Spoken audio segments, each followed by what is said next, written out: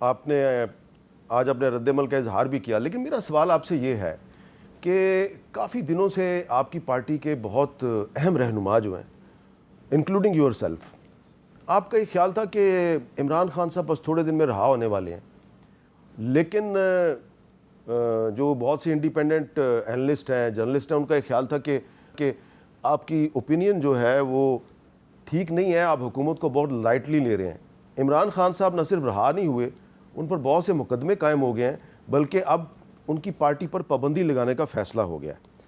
آپ کیسے دیکھتے ہیں کہ آپ کی اسیسمنٹ جو ہے وہ اتنی غلط کیوں تھی؟ میر صاحب، بیسیکلی ہماری اسسمنٹ غلط نہیں ہے، ہم ان کو اچھی طرح جانتے ہیں۔ یہ پی ڈی ایم کی حکومت ہے، وہی کی کنٹینیویشن ہے، اور یہ حکومت ڈسپریٹ ہو چکی ہے۔ ان کو پی ٹی آئی کو ہرانے کا، پاکستان کے عوام کو ہرانے کا اور کوئی طریقہ نہیں ملتا تو دل بہلانے کے لیے ایسی باتیں کر رہے ہیں۔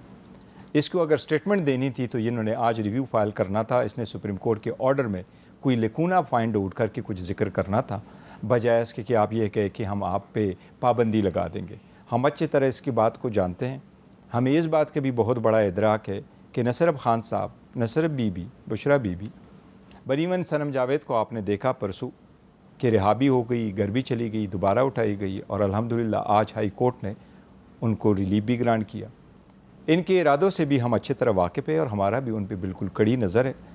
بات دراصل یہ ہے کہ ان کی کوشش یہی ہے کہ شاہد خان گھبرا جائے گا، کمپرومائز کر جائے گا، کسی پوائنٹ پہ رک جائے گا۔ وہ 27 سال سے سٹرگل کر کے چلا آ رہا ہے، اور وہ کہتے چلے آ رہے ہیں کہ میں پاور شیئرنگ کی سیاست نہیں کرتا، پبلک پالیٹکس کرتا ہوں، رول آف لا کے لیے کرتا ہوں، قانون کی بالادستی کے لیے کرتا ہوں، جمہوریت کے لیے کرتا ہوں، آخری بال تک کھیلوں گا، میرا مرنا بھی اس ملک میں، میرا جینا بھی اس ملک میں، لیکن جیوں گا تو کڑے ہو کے جیوں گا، اور پورے قوام کے ساتھ کڑے ہو کے جیوں گا۔ ہمیں ان کے ارادوں کا پتہ تھا۔ یہ جو کہہ رہے ہیں آج موصوف صاحب کہہ رہے ہیں، پہلے تو ہم اس کو لائٹلی، بڑا ہی لائٹلی اس لیے لے رہے ہیں کہ یہ اپنی پارٹی والے بھی اس کو اتنا سیریسلی نہیں لیتے، اور پہلے بھی انہوں نے بڑے ایسے نو بال کیے جو اپنی ہی پارٹی نے بعد میں ان کو ڈینائی کیا ہے کہ دس از ناٹ دا اسٹیٹمنٹ۔ لیکن ان کے اگر آ جاتا ہے تو ضرور آ جائے، لیکن 2-3 چیزوں کا ذکر کیا، میں اس کا جواب دیتا ہوں۔ پہلے یہ کہہ رہے تھے foreign funding case, foreign funding case پہ کیس ہوا، ہائی کورٹ نے سیٹ اسائڈ کر دیا، الیکشن کمیشن میں پڑا ہے، کبھی کوئی ہیئرنگ نہیں ہوئی، سپریم کورٹ نے کیس بھیجا ہے۔ ابھی جو فارن فنڈنگ کیس پینڈنگ ہے، لیگ کا پینڈنگ ہے۔ مسلم لیگ کو ہدایات کی گئی تھی کہ اپنے 6 اکاؤنٹ کی ایکسپلینیشن دے دے، آج تک مسلم لیگ اپنی ایکسپلینیشن نہیں دے سکی۔ آپ نے کبھی سوچا کہ مسلم لیگ نون کے خلاف بھی کوئی آپ کو بھی کوئی درخواست دینی چاہیے، کوئی ریفرنس فائل کرنا چاہیے؟ وہ جو سپریم کورٹ جو الیکشن کمیشن میں فارن فنڈنگ کیس ہے وہ پڑا ہوا ہے، اور وہ ہمارے طرف سے فرق حبیب صاحب نے کیا تھا، وہ میٹر ابھی بھی پینڈنگ ہے۔ فرق حبیب تو اب آپ کو چھوڑ گئے، لیکن وہ میٹر ہمارا ہی تھا، وہ ایک اتھرائز پرسن تھا، وہ میٹر ابھی پینڈنگ ہے۔ جہاں تک سائفر کی بات کر رہے ہیں، سائفر کا کیس ہائی کورٹ سے ختم ہو گیا، تو جب ہائی کورٹ نے کیس ختم کیا، اس پہ کیا کہاں کی پابندی بنتی ہے؟ فارن فنڈنگ کا یہ ہو گیا، آپ کا سائفر کا یہ حد ہو گیا، جس طریقے سے آپ نے سائفر کیس کا واپس لگا دیا، جو سے دوسری طریقے سے آ رہے ہیں، تو آپ نے عورتوں کو بھی بارہا پکڑ لیا، آپ نے ان کو بارہا پکڑ لیا، اور ہم ایک کام کر رہے، میر صاحب ہم لیگل سٹرگل کر رہے ہیں، ہمارے پاس کوئی گوریلا فورس نہیں ہے۔ یہ ہمیں یہ چاہ رہے ہیں، یہ جو سٹیٹمنٹ آج کی آئی ہے نا، they being too desperate to make this statement, اس سے ڈسپریشن اور نہیں ہو سکتی کہ مایوسی کی ان کی انتہا ہوئی، ان کو کوئی اور بن نہیں پڑا، یہ پی ٹی آئی کو ہرا نہیں سکتے، یہ 70% جو پاکستان کے عوام ہے 25 کروڑ میں سے، ان کو ہرا نہیں سکتے۔ سو دس اوور دے کے مو پی دا سجیشن، یہ سپریم کورٹ کے فل بینچ کے فیصلے کی کنٹیمپٹ نہیں ہے، اس کی خلاف ورزی؟ میں سمجھتا ہوں it is more then that. تو آپ اس پہ کوئی آپ پٹیشن فائل کریں گے؟ سپریم کورٹ نے ہمیں کہا ہے، اور سپریم کورٹ میں یہ لے کے آتے ہیں، 1000 بار یہ لے کے اگر یہ لے کے آتے ہیں، ان کے پاس ایک سٹیٹمنٹ ہے، اور انہوں نے کام کیا تھا، اور اس پہ پہلی سٹیٹمنٹ دے دی تھی رانا ثناء اللہ صاحب نے جب وہ انٹیریئر منسٹر تھے، اور فارن فنڈنگ کیس آیا تھا۔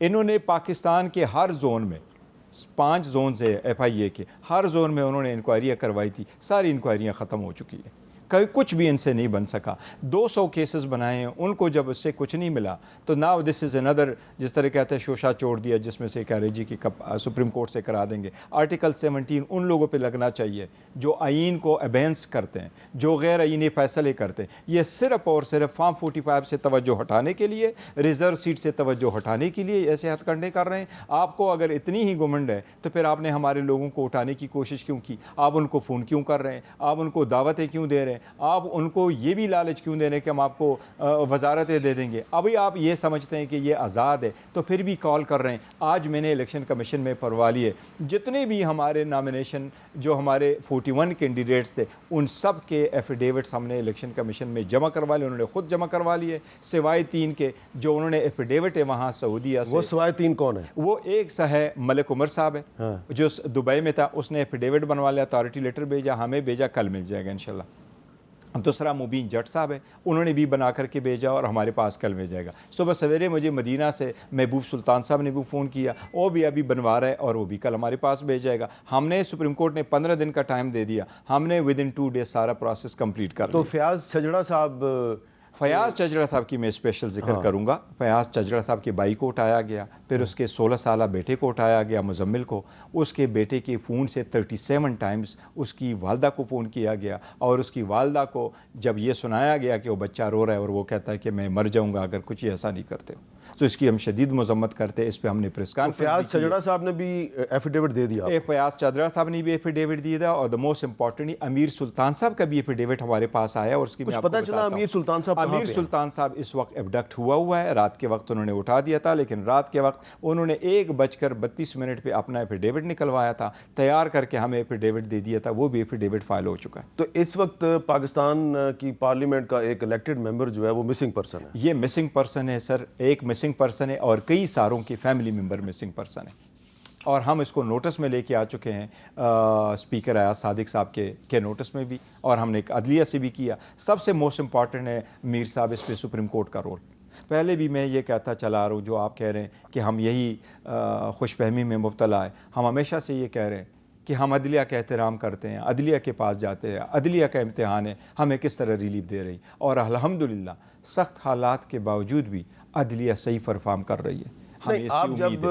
اب سپریم کورٹ سے ایک التماس ہمارا ضرور ہے. سپریم کورٹ میں ایون اعتزاز احسن صاحب کی ایک پٹیشن پینڈنگ ہے, وہ پٹیشن فائل کر کے گئے تھے, وہاں ایک اور بھی پٹیشن پینڈنگ تھی جس میں 3 جنوری, وہ پٹیشن نمبر ہے کانسٹیٹیوشن پٹیشن نمبر 51 اب 2024. اس میں سپریم کورٹ نے 3 جنوری کو ایک آرڈر پاس کیا قاضی صاحب کی سربراہی میں, اور اس میں یہ آرڈر کیا کہ وفاقی حکومت انڈر ٹیکنگ دے. اور یہ ہدایات جاری ہوئی تھی موجودہ اٹارنی جنرل کو کہ حکومت اٹارنی جنرل کے تھرو انڈر ٹیکنگ دے کہ کسی کو بھی گھر سے نہیں اٹھایا جائے گا, اس کو غائب نہیں کرایا جائے گا, مگر وہ کہ اگر آپ FIR میں اس کو قانون کے مطابق اریسٹ کرتے ہیں. اب یہ سپریم کورٹ کی ذمہ داری ہے.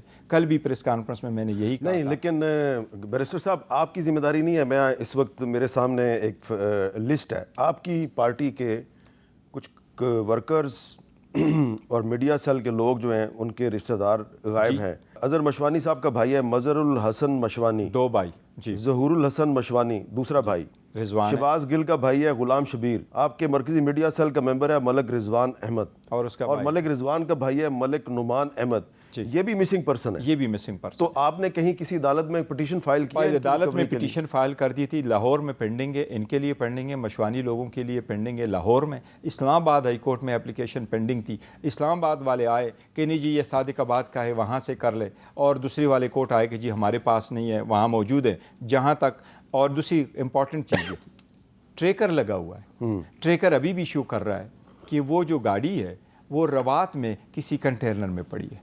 اچھا جی, وہ رباط کا شو کر رہا ہے ابھی بھی. تو آج ہائی کورٹ نے اس میں ایک آرڈر کیا ہے, 2 ججز کے سامنے ہم جا رہے ہیں کیونکہ کورٹ نے کہا کہ جو ریزڈکشن کا ایشو ہے یہ جو ایکسپریس وے یہ کہاں فال کرتا ہے. امید ہے انشاءاللہ تعالیٰ کورٹ ریلیف دے گی.